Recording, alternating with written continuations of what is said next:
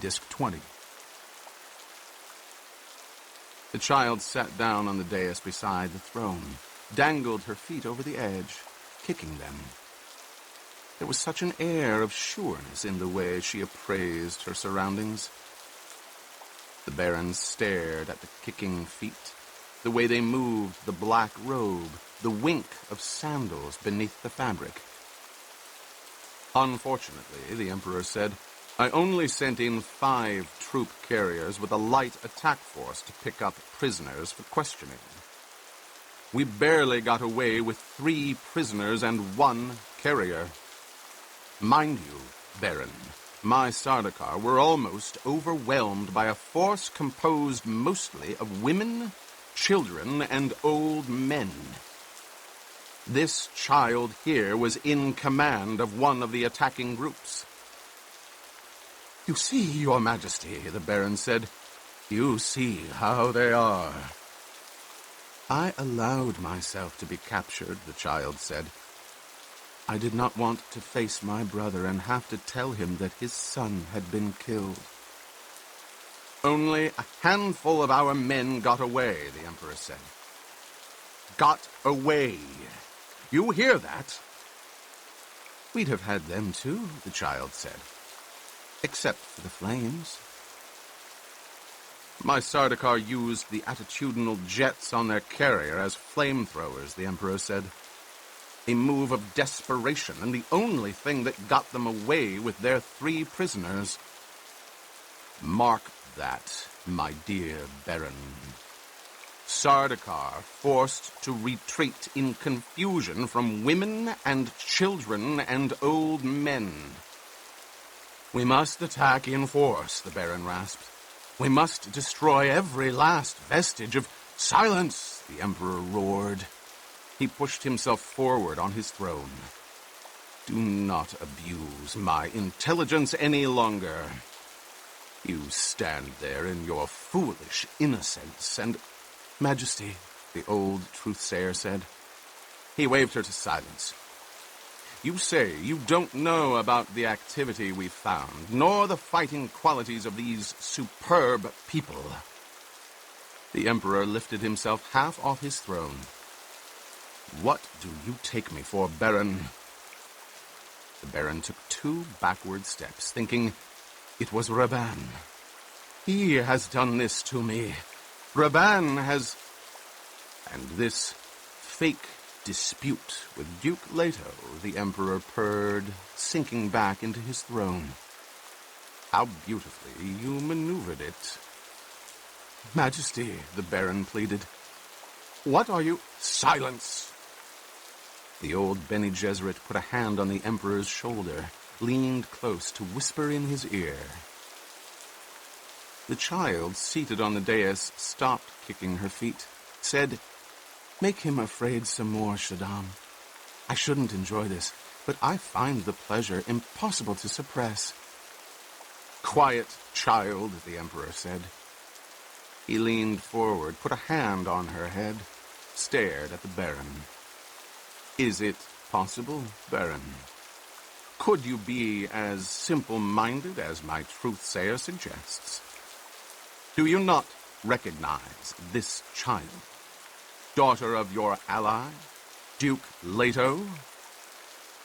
My father was never his ally, the child said. My father is dead, and this old Harkonnen beast has never seen me before. The Baron was reduced to stupefied glaring.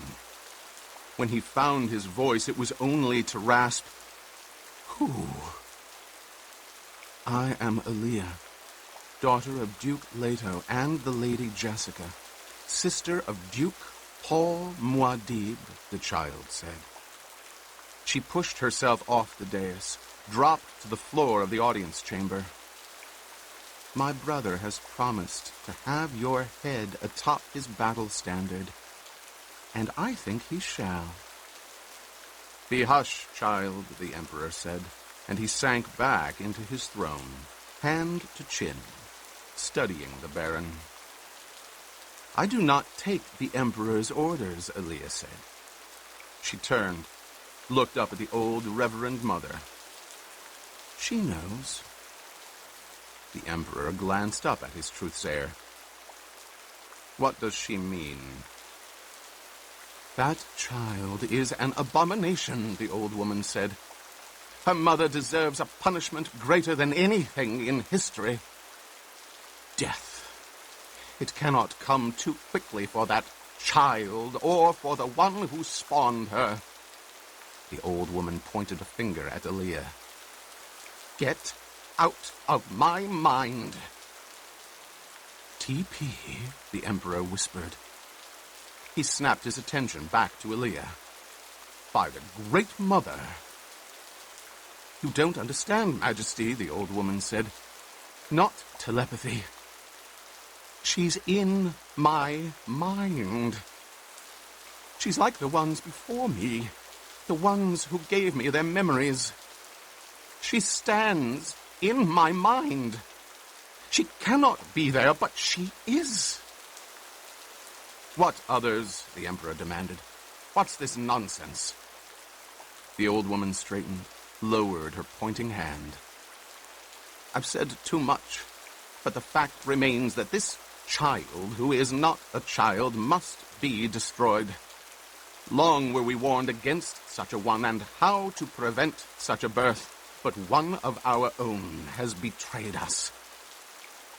You babble, old woman, Aaliyah said. You don't know how it was, yet you rattle on like a purblind fool. Aaliyah closed her eyes, took a deep breath, and held it. The old Reverend Mother groaned and staggered. Aaliyah opened her eyes. That is how it was, she said. A cosmic accident. And you played your part in it. The Reverend Mother held out both hands, palms pushing the air toward Aaliyah. What is happening here? The Emperor demanded. Child, can you truly project your thoughts into the mind of another? That's not how it is at all, Aaliyah said. Unless I'm born as you, I cannot think as you. Kill her, the old woman muttered, and clutched the back of the throne for support. Kill her. The sunken old eyes glared at Aaliyah. Silence, the Emperor said, and he studied Aaliyah. Child, can you communicate with your brother? My brother knows I'm here, Aaliyah said. Can you tell him to surrender as the price of your life? Aaliyah smiled up at him with clear innocence. I shall not do that, she said. The Baron stumbled forward to stand beside Aaliyah. Majesty, he pleaded, I knew nothing of... Interrupt me once more, Baron, the Emperor said, and you will lose the powers of interruption forever. He kept his attention focused on Aaliyah, studying her through slitted lids. You will not, eh? Can you read in my mind what I'll do if you disobey me? I've already said I cannot read minds, she said. But one doesn't need telepathy to read your intentions. The Emperor scowled.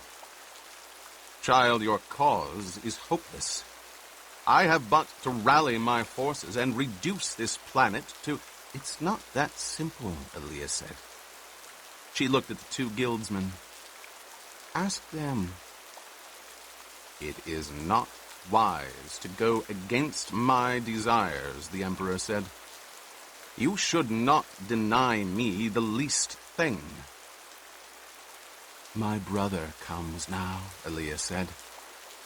Even an emperor may tremble before Muad'Dib, for he has the strength of righteousness, and heaven smiles upon him.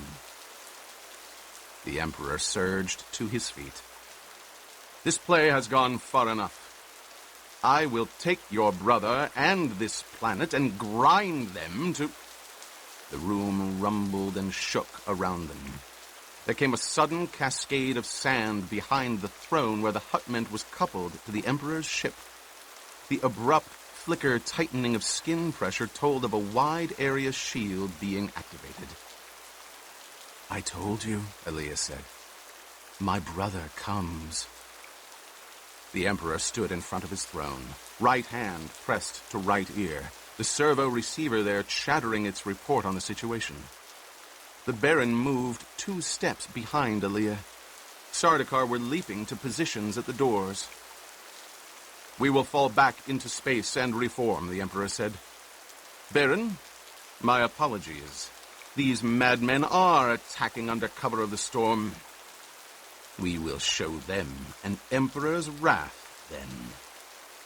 He pointed at Aaliyah. "Give her body to the storm." As he spoke, Aaliyah fled backward, feigning terror.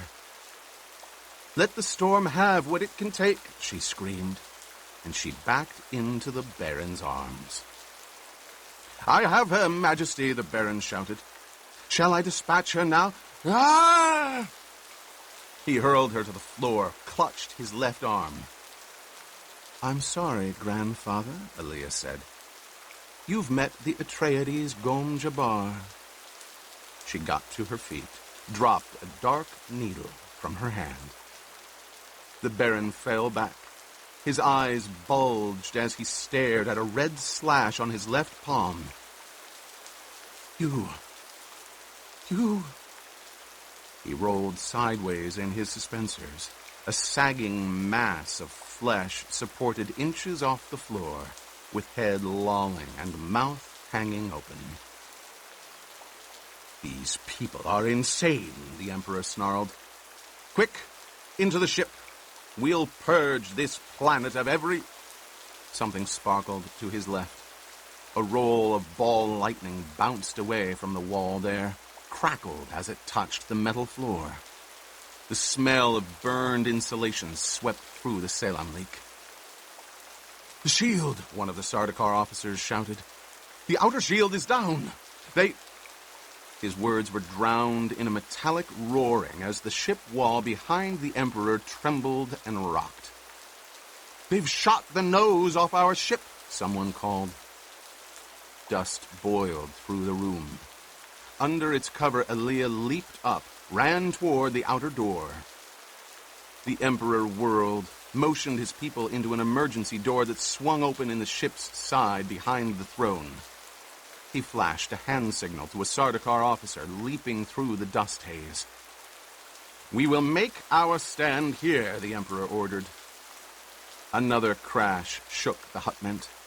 The double doors banged open at the far side of the chamber, admitting wind-blown sand and the sound of shouting.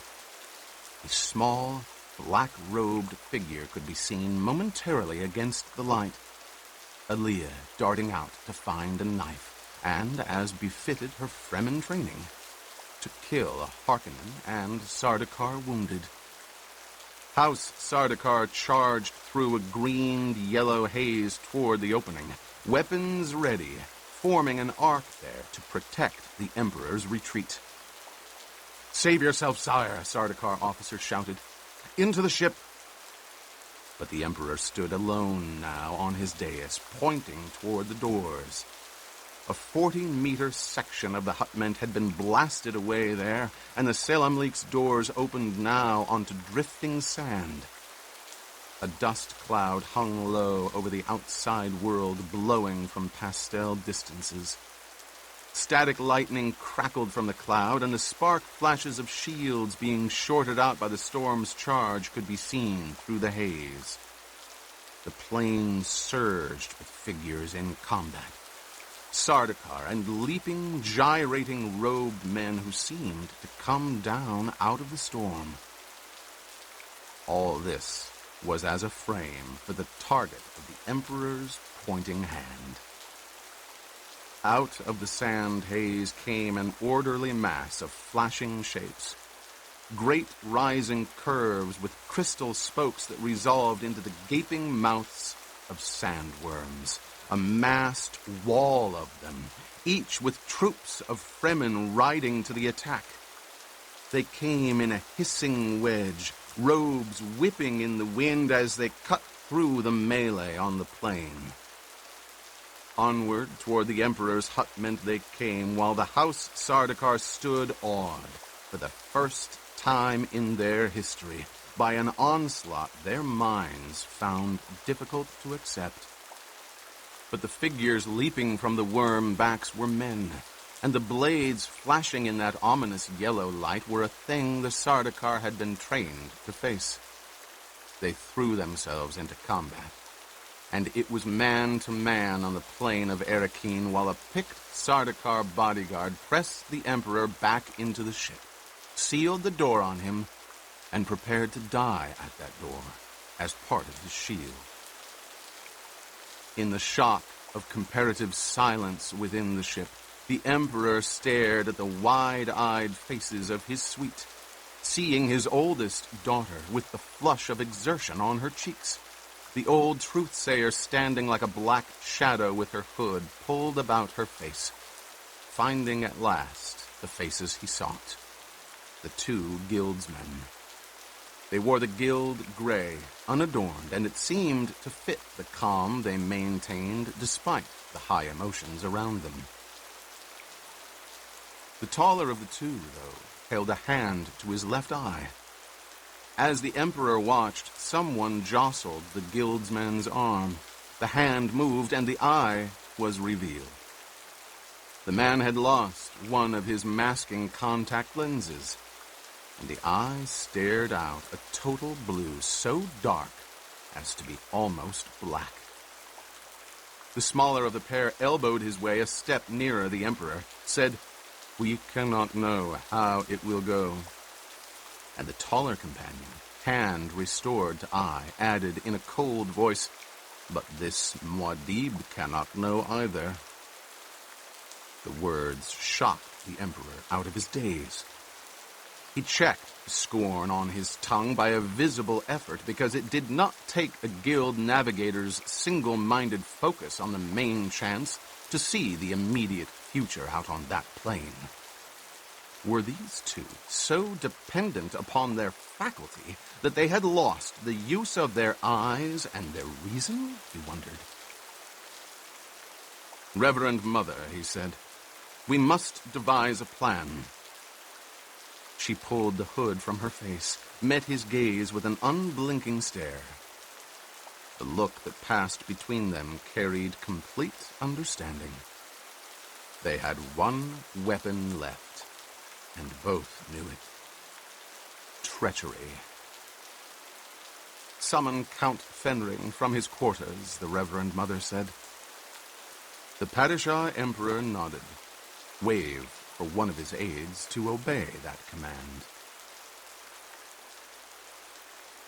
He was warrior and mystic, ogre and saint, the fox and the innocent, chivalrous, ruthless, less than a god, more than a man. There is no measuring Muad'Dib's motives by ordinary standards. In the moment of his triumph, he saw the death prepared for him, yet he accepted the treachery. Can you say he did this out of a sense of justice? Whose justice, then? Remember, we speak now of the Muad'Dib who ordered battle drums made from his enemies' skins. The Muad'Dib who denied the conventions of his ducal past with a wave of the hand, saying merely, "I am the Kwisatz Haderach." That is reason enough. From Arrakis Awakening by the Princess Irulan. It was to the Erekeen governor's mansion, the old residency the Atreides had first occupied on Dune, that they escorted Paul Muad'Dib on the evening of his victory. The building stood as Rabban had restored it, virtually untouched by the fighting, although there had been looting by townspeople. Some of the furnishings in the main hall had been overturned or smashed. Paul strode through the main entrance with Gurney Halleck and Stilgar a pace behind. Their escort fanned out into the great hall, straightening the place and clearing an area from Muad'Dib. One squad began investigating that no sly trap had been planted here. I remember the day we first came here with your father, Gurney said. He glanced around at the beams and the high, slitted windows. I didn't like this place then, and I like it less now. One of our caves would be safer. Spoken like a true Fremen, Stilgar said, and he marked the cold smile that his words brought to Muad'Dib's lips. Will you reconsider, Muad'Dib? This place is a symbol, Paul said. Raban lived here. By occupying this place, I seal my victory for all to understand. Send men through the building. Touch nothing. Just be certain no Harkonnen people or toys remain. As you command, Stilgar said, and reluctance was heavy in his tone as he turned to obey. Communications men hurried into the room with their equipment, began setting up near the massive fireplace. The Fremen guard that augmented the surviving Fedaykin took up stations around the room. There was muttering among them, much darting of suspicious glances. This had been too long a place of the enemy for them to accept their presence in it casually. Gurney, have an escort bring my mother and Cheney, Paul said. Does Cheney know yet about our son? The message was sent, my lord. Are the makers being taken out of the basin yet? Yes, my lord. The storm's almost spent. What's the extent of the storm damage? Paul asked. In the direct path, on the land and field, and across the spice storage yards of the plain. Extensive damage, Gurney said. As much from battle as from the storm.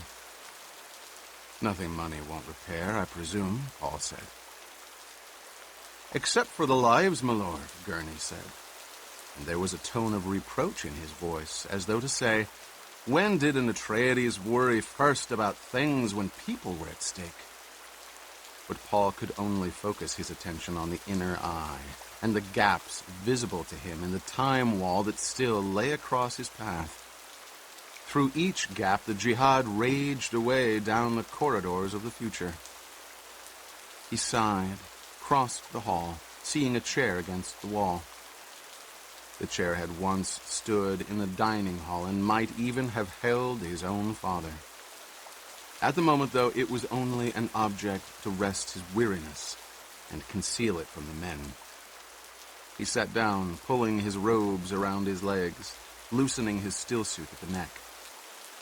The Emperor is still holed up in the remains of his ship, Gurney said. For now, contain him there, Paul said. Have they found the Harkonnens yet? They're still examining the dead.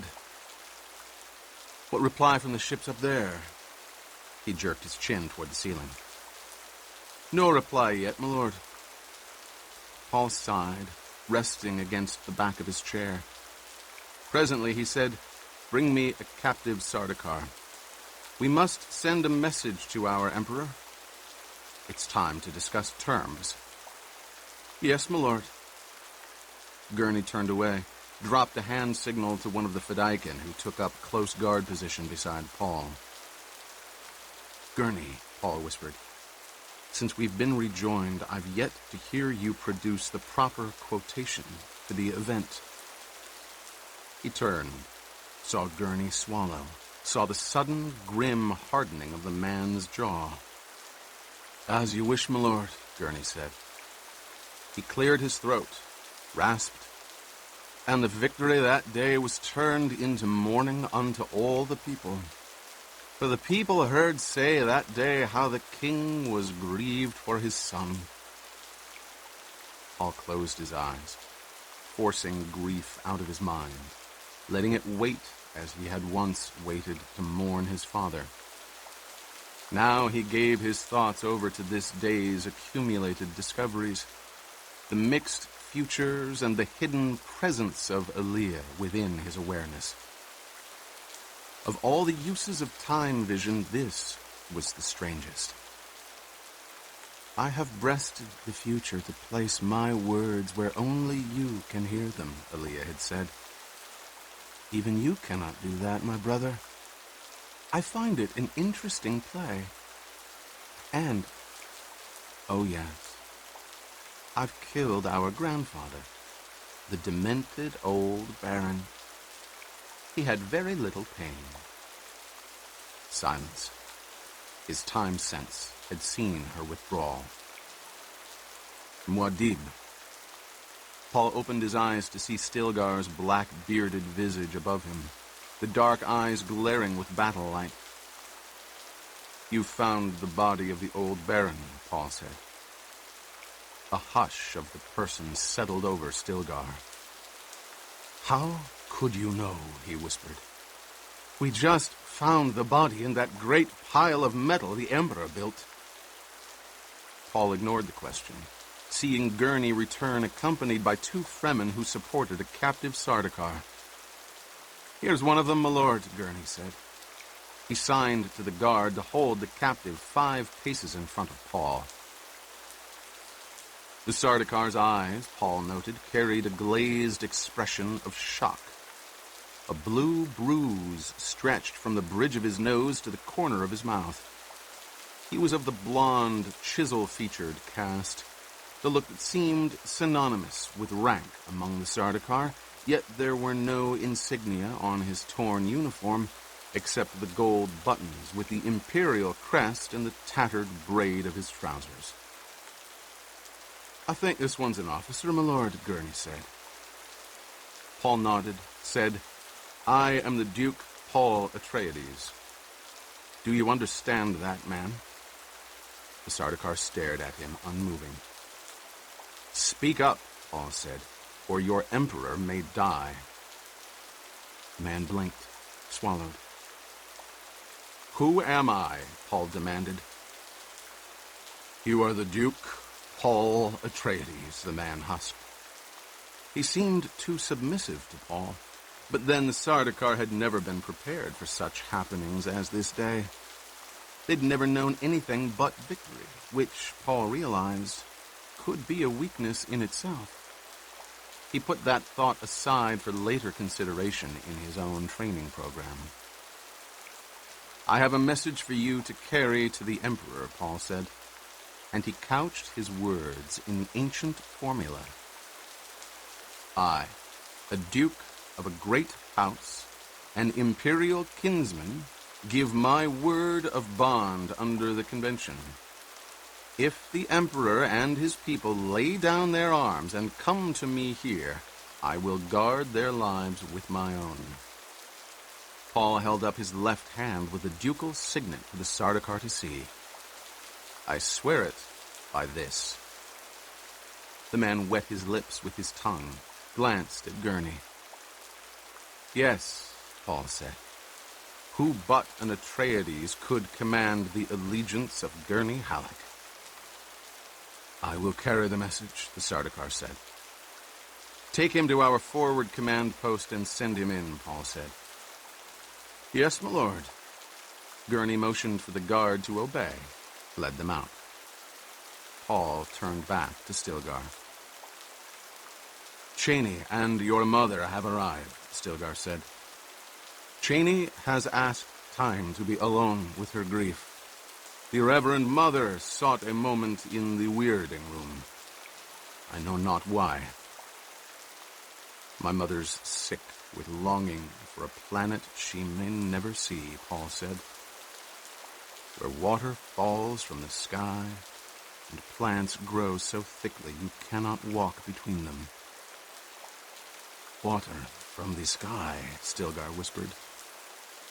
In that instant, Paul saw how Stilgar had been transformed from the Fremen Naib to a creature of the Lisan al-Gaib, a receptacle for awe and obedience. It was a lessening of the man, and Paul felt the ghost wind of the jihad in it. I have seen a friend become a worshipper, he thought. In a rush of loneliness, Paul glanced around the room, noting how proper and on review his guards had become in his presence. He sensed the subtle, prideful competition among them, each hoping for notice from Muad'Dib. Muad'Dib, from whom all blessings flow, he thought, and it was the bitterest thought of his life. They sense that I must take the throne, he thought. But they cannot know I do it to prevent the jihad. Stilgar cleared his throat, said, Raban, too, is dead. Paul nodded. Guards to the right suddenly snapped aside, standing at attention to open an aisle for Jessica. She wore her black abba and walked with a hint of striding across sand. But Paul noted how this house had restored to her something of what she had once been here. Concubine to a ruling duke. Her presence carried some of its old assertiveness. Jessica stopped in front of Paul, looked down at him. She saw his fatigue and how he hid it, but found no compassion for him. It was as though she had been rendered incapable of any emotion for her son. Jessica had entered the great hall wondering why the place refused to fit itself snugly into her memories. It remained a foreign room, as though she had never walked here. Never walked here with her beloved Leto. Never confronted a drunken Duncan Idaho here. Never, never, never. There should be a word tension directly opposite to Adab, the demanding memory, she thought. There should be a word for memories that deny themselves. Where is Elia? She asked. Out doing what any good Fremen child should be doing in such times, Paul said. She's killing enemy wounded and marking their bodies for the water recovery teams. Paul! You must understand that she does this out of kindness, he said. Isn't it odd how we misunderstand the hidden unity of kindness and cruelty? Jessica glared at her son, shocked by the profound change in him. Was it his child's death did this, she wondered. And she said, the men tell strange stories of you, Paul. They say you've all the powers of the legend. Nothing can be hidden from you, that you see where others cannot see. A Bene Gesserit should ask about legends, he asked. I've had a hand in whatever you are, she admitted. But you mustn't expect me to. How would you like to live billions upon billions of lives, Paul asked. There's a fabric of legends for you. Think of all those experiences, the wisdom they bring. But wisdom tempers love, doesn't it? And it puts a new shape on hate. How can you tell what's ruthless unless you've plumbed the depths of both cruelty and kindness? You should fear me, Mother. I am the Kwisatz Haderach. Jessica tried to swallow in a dry throat. Presently she said, Once you denied to me that you were the Kwisatz Haderach. Paul shook his head. I can deny nothing anymore. He looked up into her eyes. The Emperor and his people come now. They will be announced any moment. Stand beside me. I wish a clear view of them. My future bride will be among them. Paul, Jessica snapped. Don't make the mistake your father made. She's a princess, Paul said. She's my key to the throne, and that's all she'll ever be. Mistake? You think because I'm what you made me that I cannot feel the need for revenge? Even on the innocent, she asked, and she thought, he must not make the mistakes I made. There are no innocent anymore, Paul said. Tell that to Cheney, Jessica said, and gestured toward the passage from the rear of the residency. Cheney entered the great hall there, walking between the Fremen guards as though unaware of them. Her hood and stillsuit cap were thrown back, face mask fastened aside. She walked with a fragile uncertainty as she crossed the room to stand beside Jessica. Paul saw the marks of tears on her cheeks. She gives water to the dead. He felt a pang of grief strike through him, but it was as though he could only feel this thing through Cheney's presence. "He is dead, beloved," Cheney said. "Our son is dead." Holding himself under stiff control, Paul got to his feet.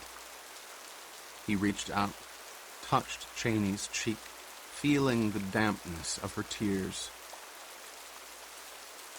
"He cannot be replaced," Paul said, "but there will be other sons. It is Usul who promises this." Gently he moved her aside, gestured to Stilgar. "Muad'Dib," Stilgar said.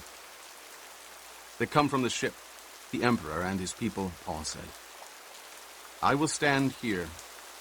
Assemble the captives in an open space in the center of the room. They will be kept at a distance of 10 meters from me unless I command otherwise." "As you command, Muad'Dib." As Stilgar turned to obey, Paul heard the awed muttering of Fremen guards. "You see? He knew. No one told him, but he knew." The Emperor's entourage could be heard approaching now, his Sardaukar humming one of their marching tunes to keep up their spirits.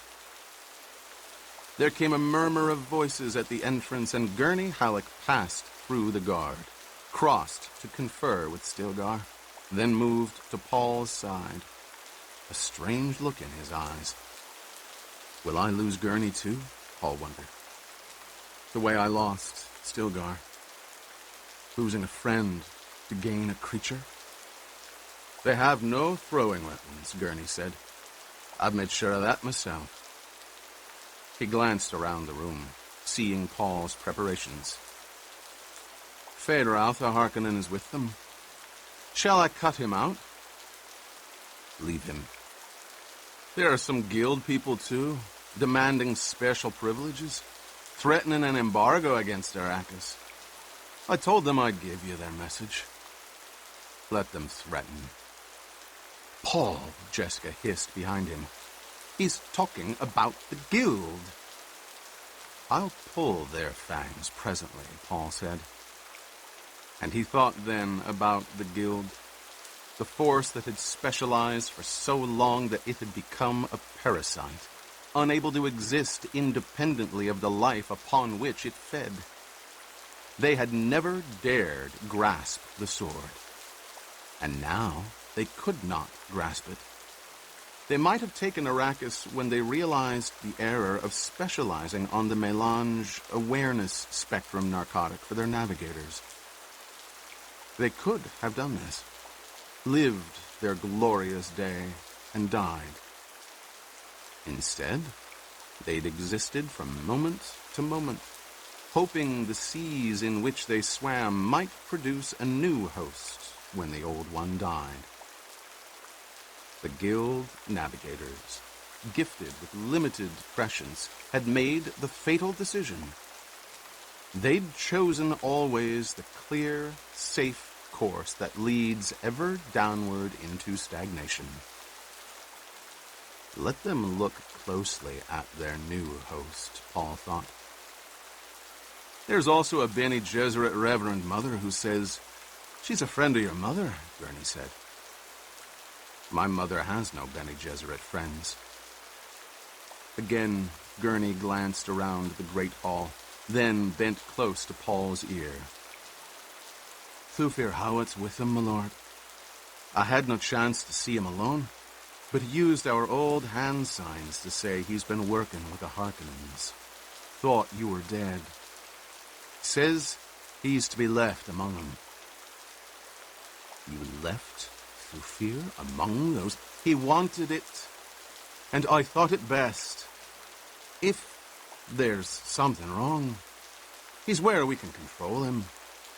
If not, we've an ear on the other side." Paul thought then of prescient glimpses into the possibilities of this moment, and one timeline where Thufir carried a poisoned needle, which the Emperor commanded he use against this upstart duke. The entrance guards stepped aside, formed a short corridor of lances. There came a murmurous swish of garments, feet rasping the sand that had drifted into the residency. The Padishah Emperor Shaddam IV led his people into the hall. His Burseg helmet had been lost, and the red hair stood out in disarray. His uniform's left sleeve had been ripped along the inner seam. He was beltless and without weapons, but his presence moved with him like a force field bubble that kept his immediate area open. A Fremen lance dropped across his path, stopped him where Paul had ordered. The others bunched up behind, a montage of color, of shuffling, and of staring faces.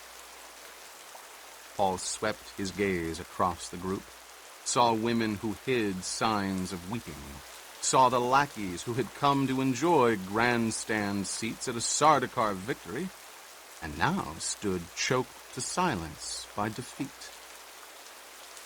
Paul saw the bird-bright eyes of the Reverend Mother Gaius Helen Mohiam glaring beneath her black hood, and beside her the narrow furtiveness of Fade Routha Harkonnen. There's a face time betrayed to me, Paul thought. He looked beyond Fade Routha then, attracted by a movement, seeing there a narrow, weaselish face he'd never before encountered.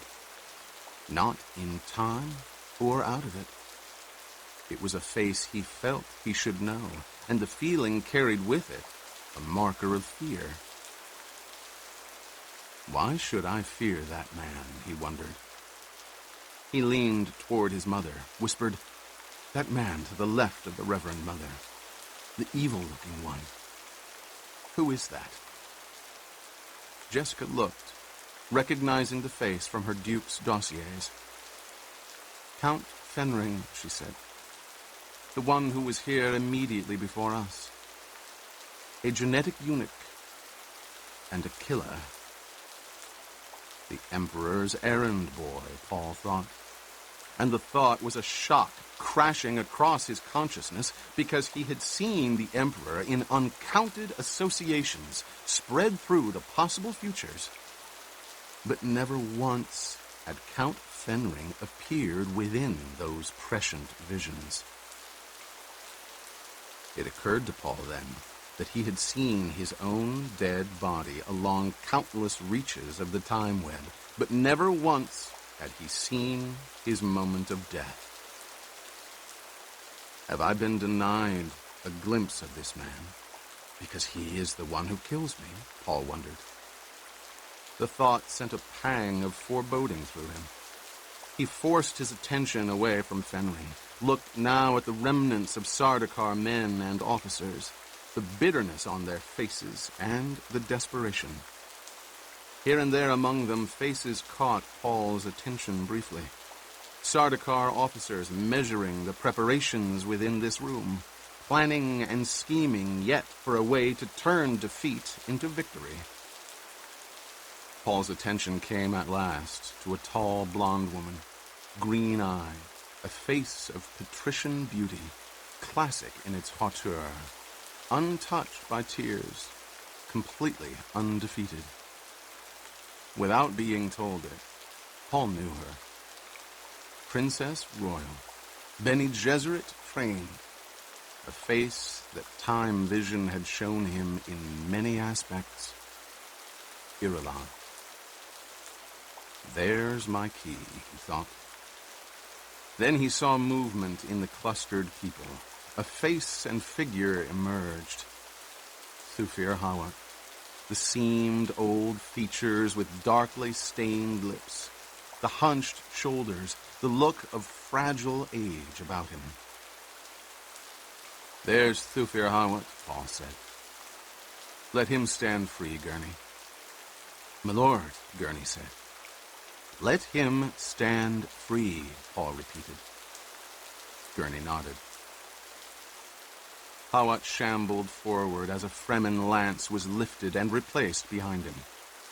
The rheumy eyes peered at Paul, measuring, seeking.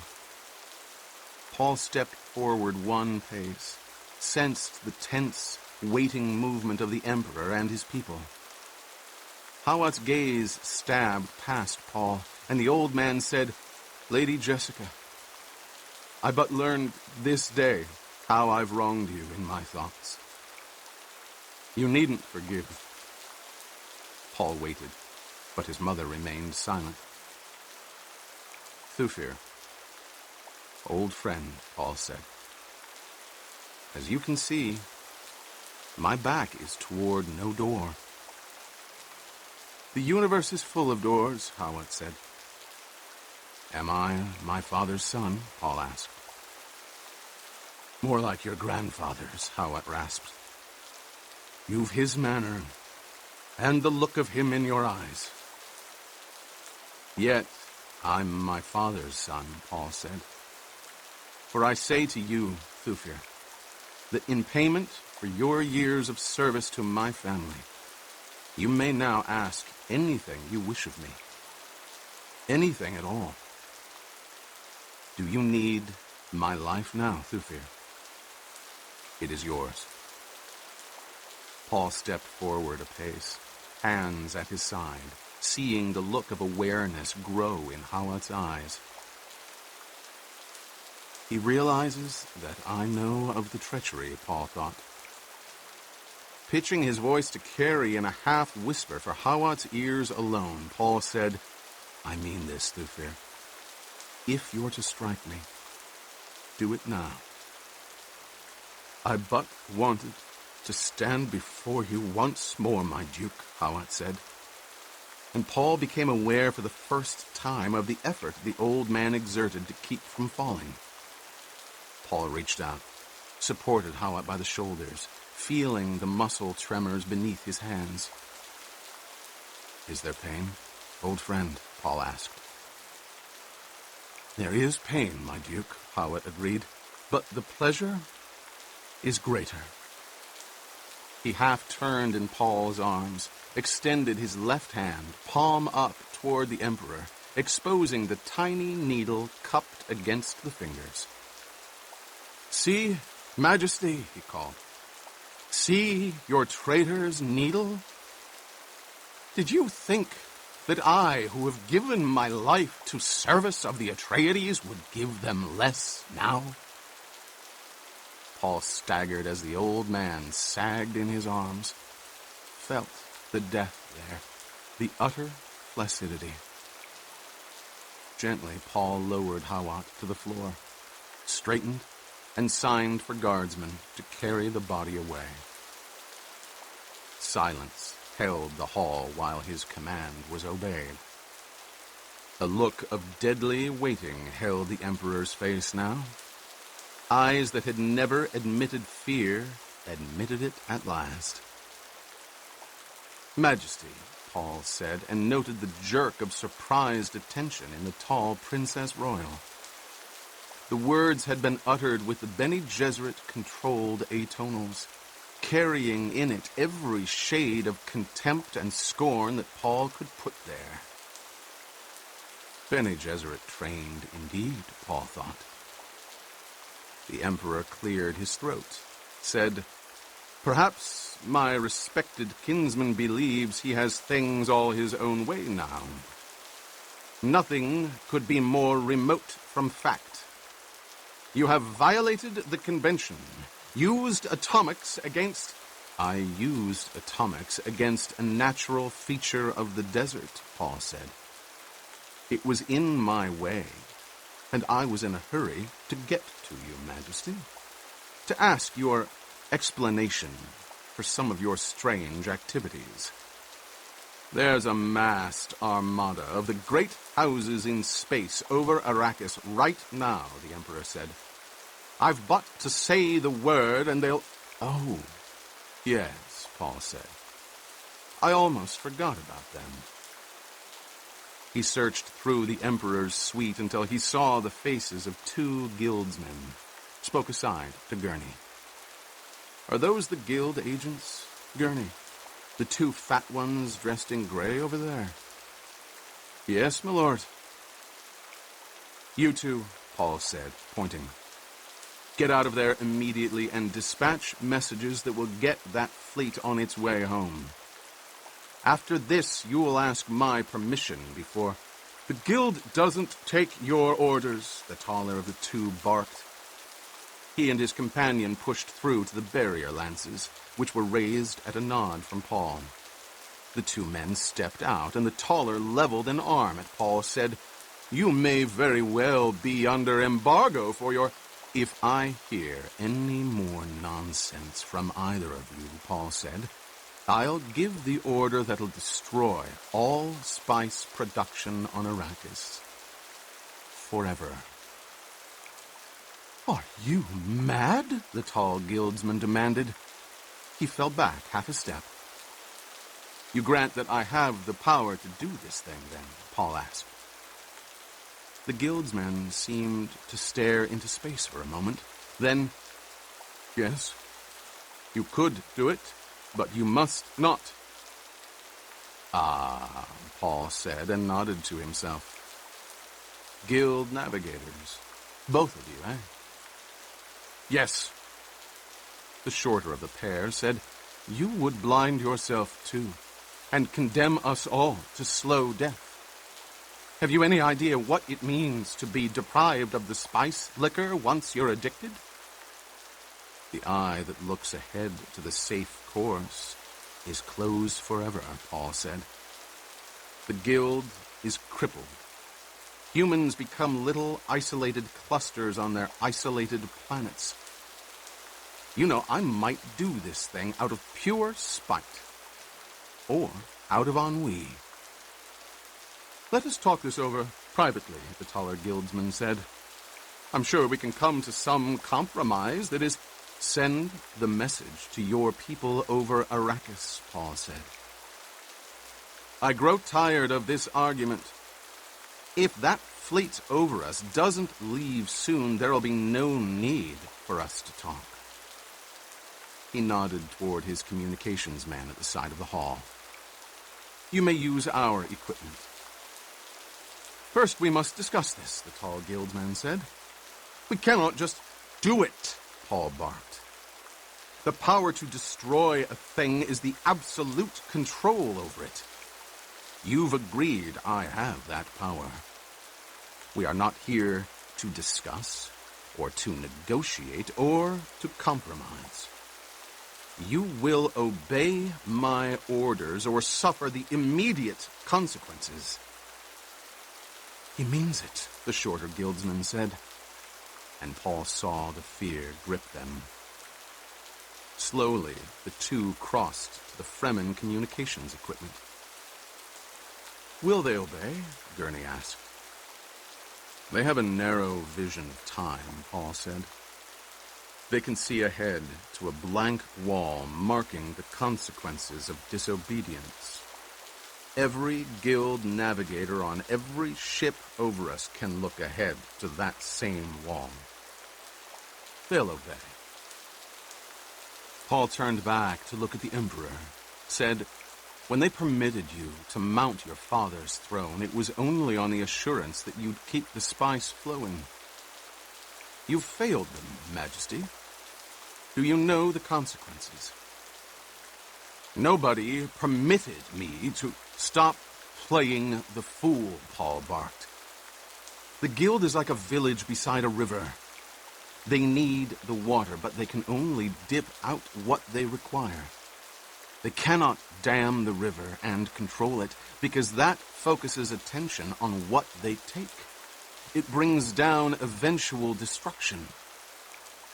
The spice flow, that's their river, and I have built a dam. But my dam is such that you cannot destroy it without destroying the river." The Emperor brushed a hand through his red hair, glanced at the backs of the 2 guildsmen. Even your Bene Gesserit truthsayer is trembling, Paul said. There are other poisons the Reverend Mothers can use for their tricks, but once they've used the spice liquor, the others no longer work. The old woman pulled her shapeless black robes around her, pressed forward out of the crowd to stand at the barrier lances. Reverend Mother Gaius Helen Mohiam, Paul said. It has been a long time since Caladan, hasn't it? She looked past him at his mother, said, Well, Jessica, I see that your son is indeed the one. For that you can be forgiven even the abomination of your daughter. Paul stilled a cold, piercing anger, said, You've never had the right or cause to forgive my mother anything. The old woman locked eyes with him. Try your tricks on me, old witch, Paul said. Where's your Gom Jabbar? Try looking into that place where you dare not look. You'll find me there staring out at you. The old woman dropped her gaze. Have you nothing to say? Paul demanded. I welcomed you to the ranks of humans, she muttered. Don't besmirch that. Paul raised his voice. Observe her, comrades. This is a Bene Gesserit Reverend Mother, patient in a patient cause. She could wait with her sisters 90 generations for the proper combination of genes and environment to produce the one person their schemes required. Observe her. She knows now that the 90 generations have produced that person. Here I stand. But I will never do her bidding. Jessica, the old woman screamed. Silence him. Silence him yourself, Jessica said. Paul glared at the old woman. For your part in all this, I could gladly have you strangled, he said. You couldn't prevent it, he snapped as she stiffened in rage. But I think it better punishment that you live out your years never able to touch me or bend me to a single thing your scheming desires. Jessica, what have you done? The old woman demanded. I'll give you only one thing, Paul said. You saw part of what the race needs. But how poorly you saw it. You think to control human breeding and intermix a select few according to your master plan. How little you understand of what... You mustn't speak of these things, the old woman hissed. Silence, Paul roared. The word seemed to take substance as it twisted through the air between them under Paul's control. The old woman reeled back into the arms of those behind her, face blank with shock at the power with which he had seized her psyche. Jessica, she whispered. Jessica. I remember your Gom Jabbar, Paul said. You remember mine. I can kill you with a word. The Fremen around the hall glanced knowingly at each other. Did the legend not say, and his word shall carry death eternal to those who stand against righteousness? Paul turned his attention to the tall Princess Royal standing beside her Emperor father. Keeping his eyes focused on her, he said, Majesty, we both know the way out of our difficulty. The Emperor glanced at his daughter, back to Paul. You dare. You, an adventurer without family, a nobody from... You've already admitted who I am, Paul said. Royal kinsman, you said. Let's stop this nonsense. I am your ruler, the Emperor said. Paul glanced at the guildsmen standing now at the communications equipment and facing him. One of them nodded. I could force it, Paul said. You will not dare, the Emperor grated. Paul merely stared at him. The Princess Royal put a hand on her father's arm. Father, she said, and her voice was silky soft, soothing. Don't try your tricks on me, the Emperor said. He looked at her. You don't need to do this, daughter. We've other resources that... But here's a man fit to be your son, she said. The old Reverend Mother, her composure regained, forced her way to the Emperor's side, leaned close to his ear and whispered. She pleads your case, Jessica said. Paul continued to look at the golden-haired princess. Aside to his mother, he said, That's Irulan, the oldest, isn't it? Yes. Cheney moved up on Paul's other side, said, Do you wish me to leave, Muad'Dib? He glanced at her. Leave? You will never again leave my side. There's nothing binding between us, Cheney said. Paul looked down at her for a silent moment, then, Speak only truth with me, my Sihaya. As she started to reply, he silenced her with a finger to her lips. That which binds us cannot be loosed, he said. Now, watch these matters closely, for I wish to see this room later through your wisdom. The Emperor and his truthsayer were carrying on a heated, low-voiced argument. Paul spoke to his mother. She reminds him that it's part of their agreement to place a Bene Gesserit on the throne, and Irulan is the one they've groomed for it. Was that their plan? Jessica said. Isn't it obvious? Paul asked. I see the signs, Jessica snapped. My question was meant to remind you that you should not try to teach me those matters in which I instructed you. Paul glanced at her, caught a cold smile on her lips. Gurney Halleck leaned between them, said, I remind you, my lord, that there's a Harkonnen in that bunch. He nodded toward the dark-haired Feyd-Rautha pressed against a barrier lance on the left. The one with the squinting eyes there on the left. As evil a face as I ever saw. You promised me once that... Thank you, Gurney, Paul said. It's the Baron. Baron, now that the old man's dead, Gurney said. He'll do for what Ivan... Can you take him, Gurney? My lord jests. That argument between the Emperor and his witch has gone on long enough. Don't you think, Mother? She nodded. Indeed. Paul raised his voice, called out to the Emperor. Majesty, is there a Harkonnen among you? Royal disdain revealed itself in the way the Emperor turned to look at Paul. I believe my entourage has been placed under the protection of your ducal word, he said.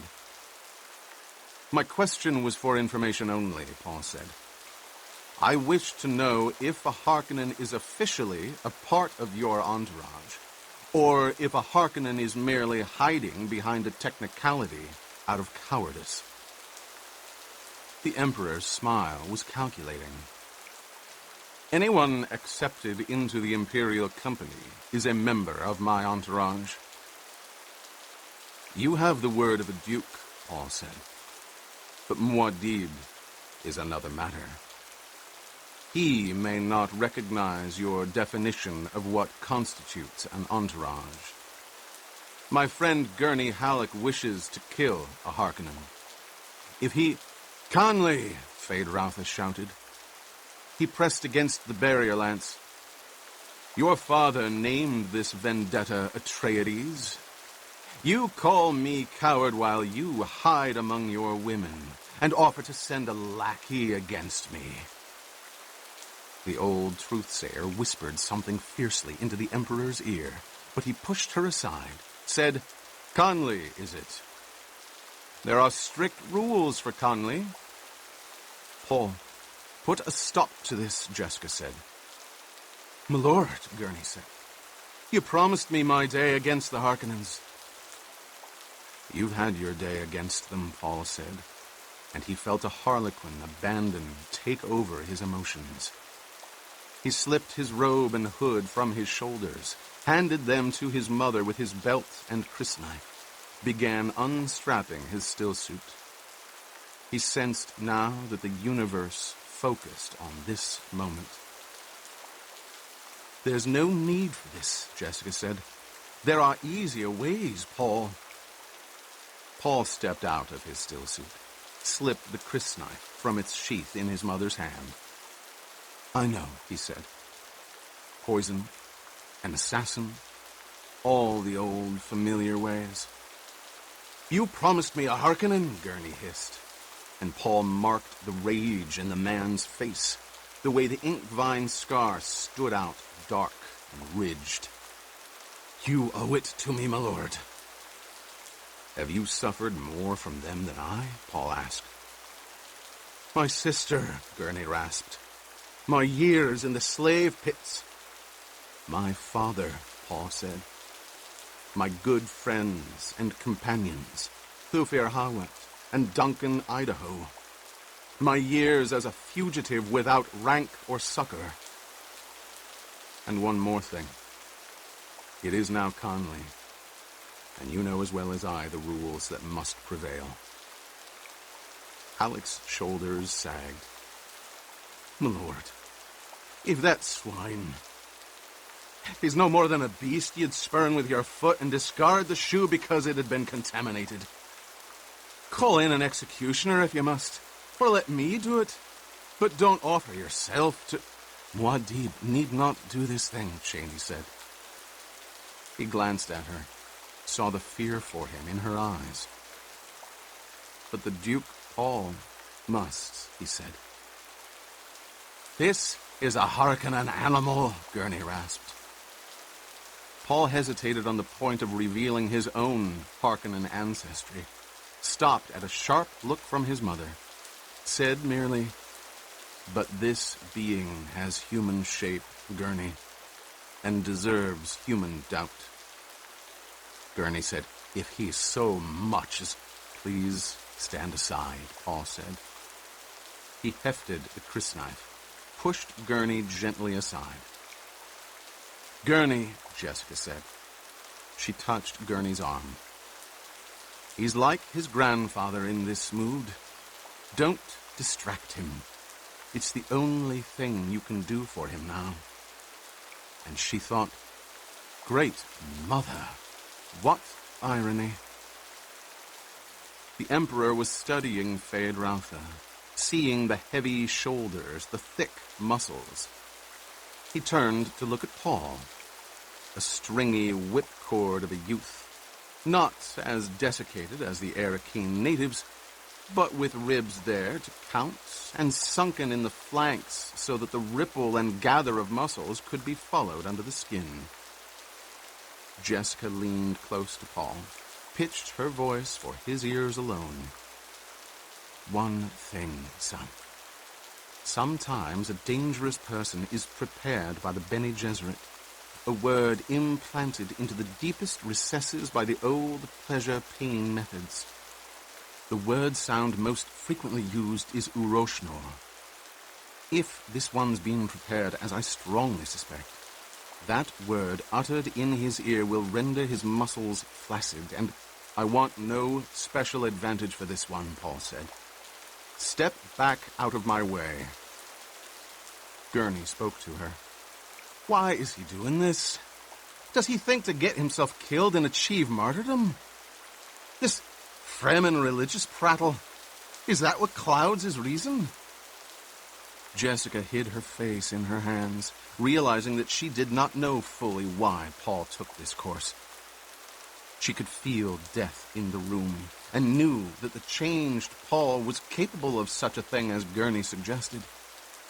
Every talent within her focused on the need to protect her son, but there was nothing she could do. "Is it this religious prattle?" Gurney insisted. "Be silent," Jessica whispered, "and pray." The Emperor's face was touched by an abrupt smile. "If Fade Rautha Harkonnen, of my entourage, so wishes," he said, "I relieve him of all restraint and give him freedom to choose his own course in this." The Emperor waved a hand toward Paul's Fedaykin guards. "One of your rabble has my belt and short blade. If Fade Rautha wishes it, he may meet you with my blade in his hand." "I wish it," Fade Rautha said, and Paul saw the elation on the man's face. He's overconfident, Paul thought. There's a natural advantage I can accept. "Get the Emperor's blade," Paul said, and watched as his command was obeyed. "Put it on the floor there." He indicated a place with his foot. "Clear the Imperial rabble back against the wall and let the Harkonnen stand clear." A flurry of robes, scraping of feet, low-voiced commands and protests accompanied obedience to Paul's command. The guildsmen remained standing near the communications equipment. They frowned at Paul in obvious indecision. They're accustomed to seeing the future, Paul thought. In this place and time, they're blind, even as I am. And he sampled the time winds, sensing the turmoil, the storm nexus that now focused on this moment place. Even the faint gaps were closed now. Here was the unborn jihad he knew. Here was the race consciousness that he had known once as his own terrible purpose. Here was reason enough for a Kwisatz Haderach or a Lisan al-Gaib, or even the halting schemes of the Bene Gesserit. The race of humans had felt its own dormancy, sensed itself grown stale, and knew now only the need to experience turmoil in which the genes would mingle and the strong new mixtures survive. All humans were alive as an unconscious single organism in this moment, experiencing a kind of sexual heat that could override any barrier. And Paul saw how futile were any efforts of his to change any smallest bit of this. He had thought to oppose the jihad within himself, but the jihad would be. His legions would rage out from Arrakis even without him. They needed only the legend he already had become. He had shown them the way, given them mastery even over the guild which must have the spice to exist. A sense of failure pervaded him, and he saw through it that Fade Rautha Harkonnen had slipped out of the torn uniform, stripped down to a fighting girdle with a male core. This is the climax, Paul thought. From here, the future will open. The clouds part onto a kind of glory. And if I die here, they'll say I sacrificed myself that my spirit might lead them. And if I live, they'll say nothing can oppose Muad'Dib. Is the Atreides ready? Fade Rautha called, using the words of the ancient Conley ritual. Paul chose to answer him in the Fremen way. May thine knife chip and shatter. He pointed to the Emperor's blade on the floor, indicating that Fade Rautha should advance and take it. Keeping his attention on Paul, Feyd-Rautha picked up the knife, balancing it a moment in his hand to get the feel of it. Excitement kindled in him. This was a fight he had dreamed about. Man against man. Skill against skill with no shields intervening. He could see a way to power opening before him because the Emperor surely would reward whoever killed this troublesome duke. The reward might even be that haughty daughter and a share of the throne.